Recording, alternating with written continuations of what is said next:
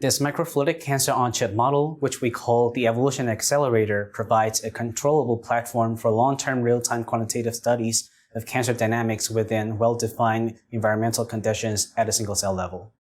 The technology allows us to probe the evolutionary dynamics of cancer under a tumor-like stress landscape, providing information including morphology, population, motility, and migration over time on a cellular level. With the ability to control and monitor the behaviors of mixed tumor populations under well-controlled stress gradients, our technology may present a more physiologically relevant model for preclinical drug development. The presented pressure sealing packaging method can also be implemented in other microfluidic systems that requires sophisticated adjustment of ambient gas composition as well as the downstream experiment capacities.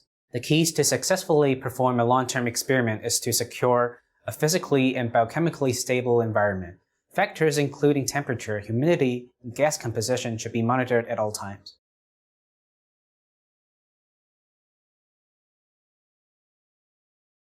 To begin, fabricate a plate holder that is sufficient to hold simultaneous gas-permeable culture dishes on a 3D printing machine.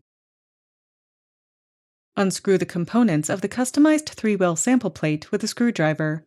Disinfect the components via UV exposure for at least 1 hour and leave in a sterile environment.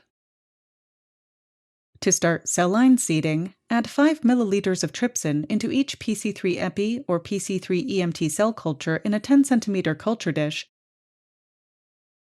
and run the trypsinization for 5 minutes in an incubator at 37 degrees Celsius. Transfer the cells from the culture dishes into 15 milliliter centrifuge tubes